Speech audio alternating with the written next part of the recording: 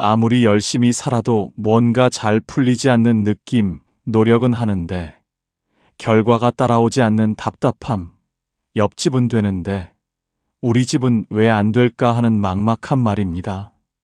오늘은 그 이유를 부처님의 가르침 속에서 찾아보려 합니다. 운이 좋은 사람과 그렇지 않은 사람, 복이 머무는 집과 복이 달아나는 집 사이에는 분명한 차이가 있습니다. 그리고 그 차이는 놀랍게도 아주 작은 곳에서 시작됩니다. 부처님께서 말씀하셨습니다. 밝은 복은 맑은 곳에 깃들고 어두운 기운은 탁한 곳에 머문다. 오늘 이 이야기를 끝까지 들으신다면 여러분의 삶에 왜 운이 들어오지 않았는지, 그리고 앞으로 어떻게 복을 불러들일 수 있는지 분명하게 아시게 될 것입니다. 끝까지 함께 해주세요. 살다 보면 이런 생각이 드실 때가 있습니다. 나는 왜 이렇게 운이 없을까? 복권을 사면 꼭 한 칸이 빗나가고 좋은 기회가 왔다 싶으면 타이밍이 늦습니다. 열심히 준비했는데 갑자기 일이 어그러지고 믿었던 사람에게 배신을 당하기도 합니다.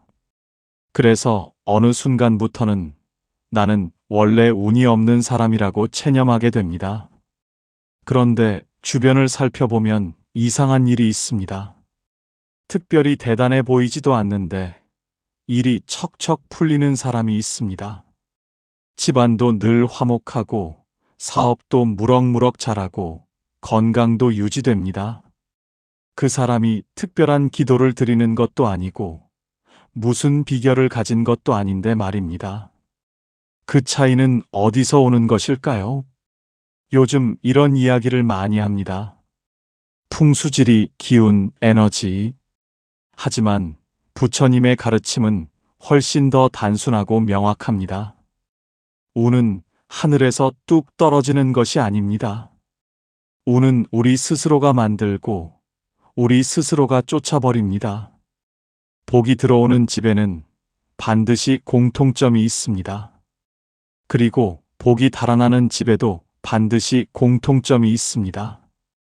오늘 그 이야기를 함께 나누려 합니다. 부처님께서 말씀하셨습니다. 복은 억지로 불러오는 것이 아니라 복이 머물 자리를 만드는 것이니라. 이 한 말씀 속에 오늘의 모든 가르침이 담겨 있습니다. 어느 늦가을 단풍이 지고 찬바람이 불기 시작하던 무렵이었습니다. 제자 도명이 스승 해안선사를 찾아와 무릎을 꿇었습니다. 눈가가 붉어져 있었고 두 손을 꼭 쥔 채 한참을 말을 잇지 못했습니다. 스승님, 저는 요즘 너무 힘이 듭니다.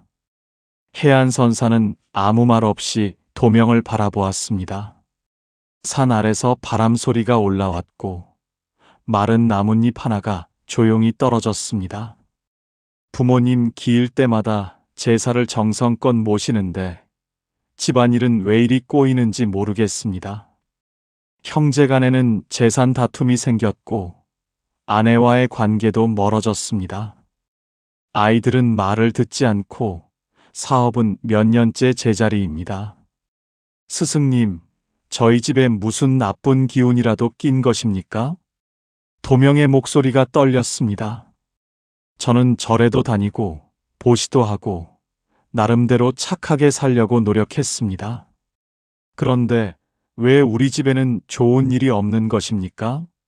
이웃집은 올해 아들이 좋은 직장에 취직하고 딸은 좋은 곳에 시집 갔습니다. 우리는 왜 이렇습니까? 눈물이 흘렀습니다. 해안선사는 잠시 먼 산을 바라보았습니다. 구름 한 점이 천천히 흘러갔습니다. 그리고 조용히 입을 열었습니다. 도명아, 내 집에 복이 들어올 자리가 있느냐? 도명은 그 말의 뜻을 알 수 없어 고개를 갸웃했습니다. 해안선사는 천천히 일어나 마당 한쪽을 가리켰습니다. 오랫동안 쓰지 않은 항아리 하나가 놓여 있었는데 그 안에는 썩은 물과 낙엽이 가득 고여 있었습니다. 저 항아리에 맑은 샘물을 담을 수 있겠느냐? 도명이 고개를 저었습니다. 그렇지. 이미 탁한 것이 가득 차 있는데 맑은 물이 들어갈 자리가 없지. 복도 그와 같으니라. 복은 맑고 깨끗한 자리를 찾아 머문다. 탁하고 어지러운 곳에는 아무리 불러도 복이 들어오지 못하느니라. 도명이 물었습니다. 그러면 스승님, 맑은 자리란 무엇입니까? 집을 깨끗이 청소하면 됩니까? 해안선사가 잔잔히 웃으며 말했습니다. 집의 청소는 시작일 뿐이니라. 그러나 그 시작이 얼마나 중요한지 사람들은 모른다. 아침에 일어나 집안을 쓸고 닦는 집과 그러지 않는 집은 보이지 않는 기운부터 다르느니라. 빛이 들어오는 창문을 닦아 두어야 햇살이 방 안까지 들어오듯 복도 깨끗하게 열려 있는 곳으로만 들어오느니라. 도명이 다시 물었습니다. 하지만 저는 집을 나름대로 청결하게 유지한다고 생각했습니다. 그런데도 복이 오지 않는 것은 왜입니까? 해안선사는 도명의 눈을 가만히 들여다보았습니다. 집의 청결함에는 두 가지가 있느니라. 하나는 눈에 보이는 청결함이요. 또 하나는 눈에 보이지 않는 청결함이다. 마루를 닦고 마당을 쓰는 것은 눈에 보이는 청결함이지. 그러나 그보다 더 중요한 것이 있으니 그것은 바로 집안에 흐르는 말과 마음의 청결함이니라. 바람이 지나갔습니다. 도명의 눈빛이 흔들렸습니다.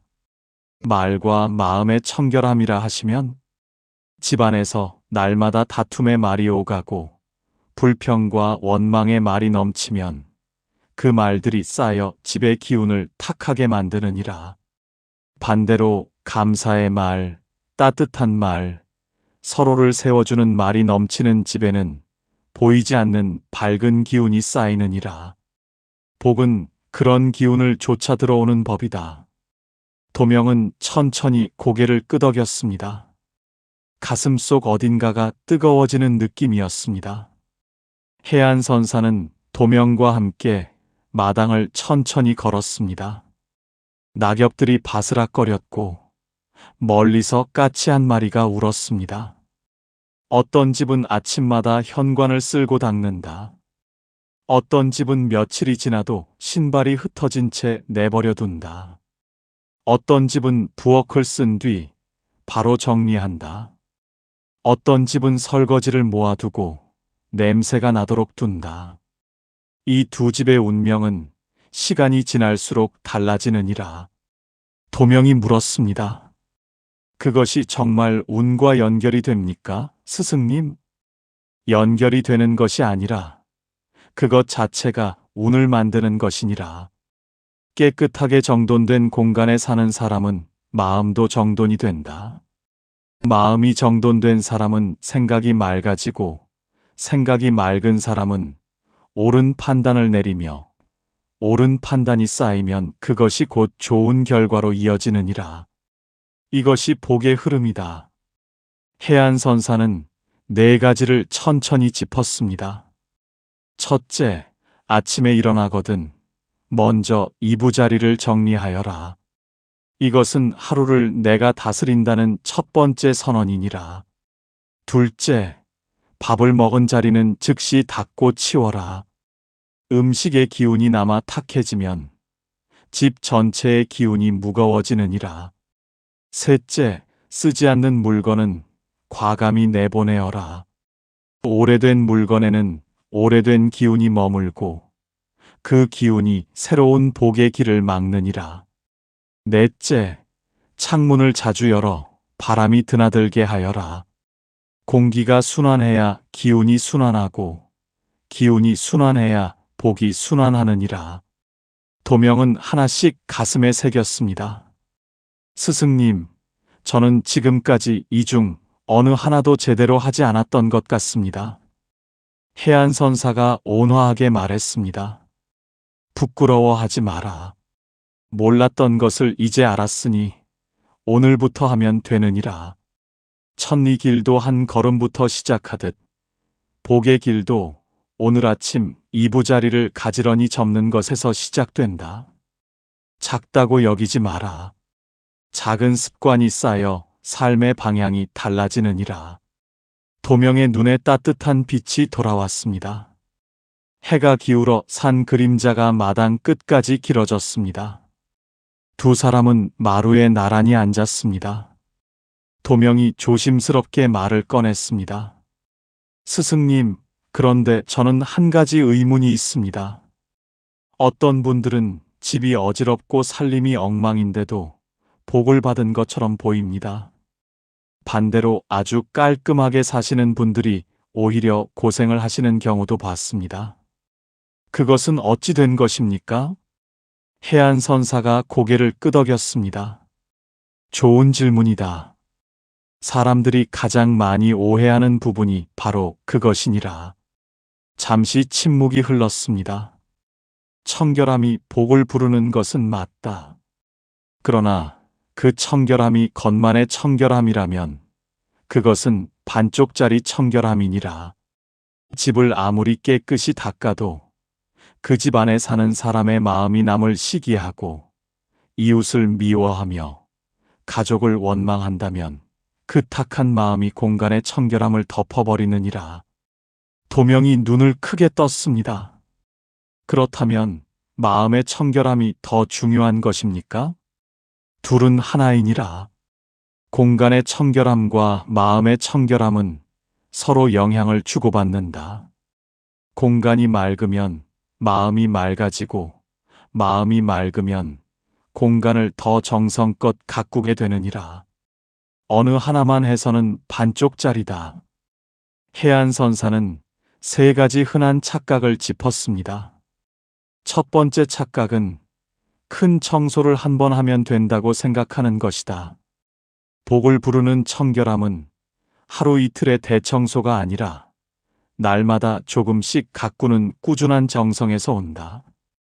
두 번째 착각은 물건을 많이 가져야 복이 온다고 생각하는 것이다. 그러나 넘치는 물건은 기운을 막고 숨을 막느니라. 비워야 들어온다. 세 번째 착각은 집만 깨끗하면 된다고 생각하는 것이다. 집안의 관계가 따뜻해야 하고 식구들 사이에 고마움이 오가야 하며 작은 것에도 감사하는 마음이 있어야 하느니라. 도명은 무릎을 탁 쳤습니다. 이제야 왜 우리 집에 복이 오지 않았는지 알 것 같습니다. 저는 청소는 했지만 마음은 늘 불평으로 가득했습니다. 저녁 바람이 불어왔습니다. 해안선사가 손수차를 다려 도명에게 내밀었습니다. 따뜻한 찻잔이 두 손에 감겼습니다. 이제 더 구체적인 이야기를 해보자꾸나.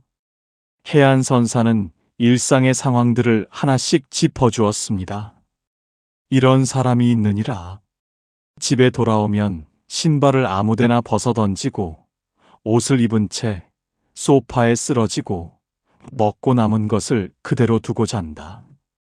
그 집에 아무리 좋은 기회가 와도 그 기회를 붙잡을 준비가 되어 있지 않느니라. 반대로 이런 사람이 있느니라. 집에 돌아오면 먼저 손을 씻고 신발을 가지런히 놓고 잠시 앉아 오늘 하루를 돌아본다. 그 사람의 집에는 조용한 정성이 쌓이고 그 정성이 복의 씨앗이 되느니라. 도명이 물었습니다. 스승님, 그렇다면 집안에서 가장 먼저 깨끗이 해야 할 곳이 있습니까? 있느니라. 세 곳이니라. 해안선사가 손가락을 펼쳤습니다. 첫째는 현관이니라. 현관은 복이 들어오는 문이다. 신발이 어지럽고 냄새가 나는 현관으로는 복도 들어오기 꺼려 하느니라. 신발을 가지런히 정렬하고 현관 바닥을 자주 닦아라. 둘째는 부엌이니라. 부엌은 가족의 건강과 풍요를 관장하는 곳이다.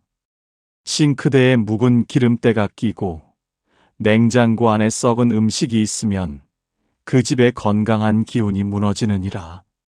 셋째는 화장실이니라. 화장실은 묵은 기운이 빠져나가는 곳이다. 이곳이 막히고 더러우면 나쁜 기운이 집안에 머물게 되느니라.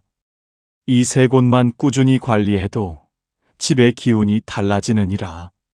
도명이 잠시 생각하다 물었습니다. 스승님, 가족 중 한 사람만 열심히 해도 됩니까? 아니면 모두가 함께 해야 합니까? 해안선사가 따뜻하게 웃었습니다. 처음에는 한 사람이 시작하느니라.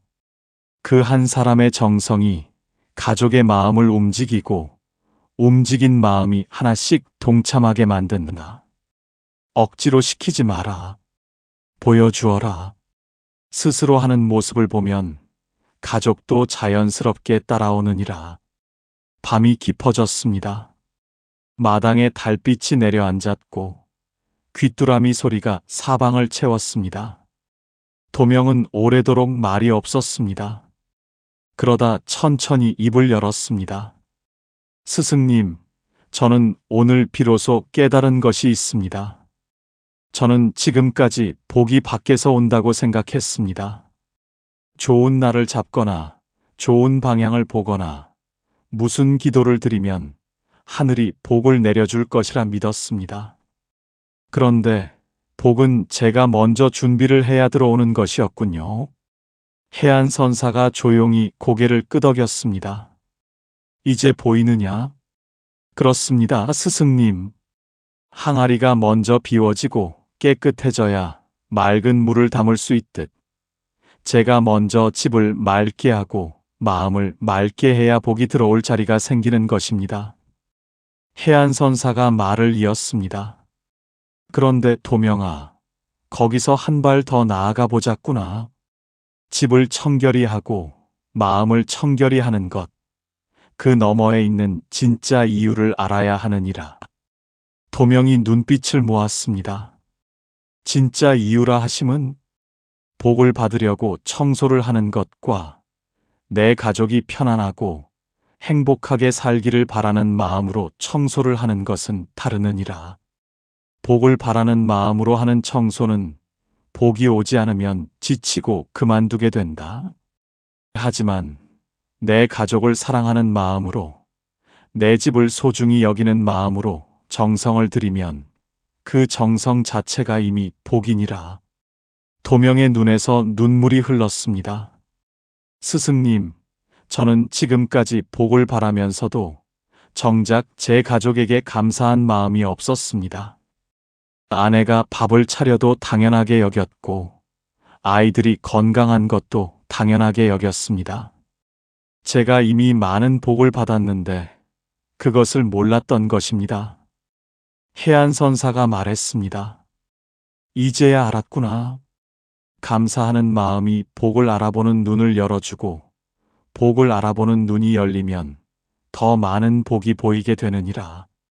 복은 멀리 있는 것이 아니라 감사하지 못한 눈이 못 보고 있었을 뿐이니라.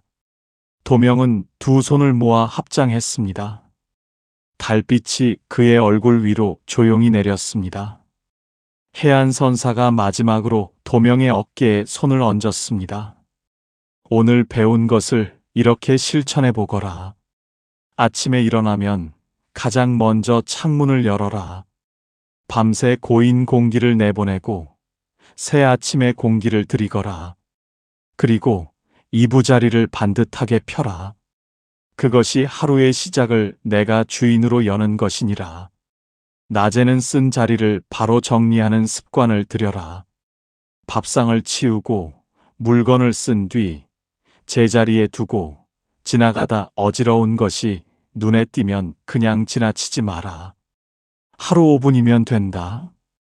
한꺼번에 몰아서 하려 하지 말고 그때그때 조금씩 하는 것이 오히려 힘이 덜 드느니라.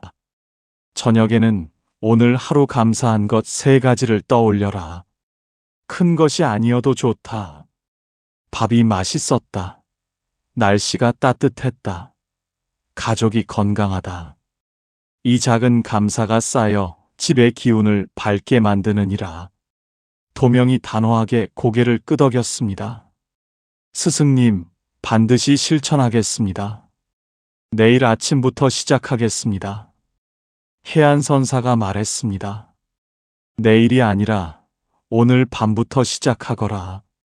지금 돌아가면 제일 먼저 현관을 쓸고 신발을 가지런히 놓아라. 그것이 오늘 밤 내가 집에 보내는 첫 번째 정성이니라. 꾸준히 하여라. 하루를 걸으면 이틀이 힘들고 이틀을 걸으면 다시 시작이 어렵다. 작더라도 매일 그것이 핵심이니라. 달이 중천에 떴습니다. 해안선사와 도명은 오래도록 마당에 서 있었습니다. 바람이 없었고 별이 많았습니다. 해안선사가 오늘의 가르침을 마지막으로 정리해 주었습니다. 오늘 우리가 나눈 이야기를 기억하거라. 첫째, 복은 맑고 깨끗한 자리에 머문다. 항아리가 비워져야 맑은 물을 담을 수 있듯 복이 들어올 자리를 먼저 만들어야 한다. 둘째, 눈에 보이는 청결함과 마음의 청결함은 하나이니라. 공간을 닦으면 마음이 닦이고 마음을 닦으면 공간이 달라진다.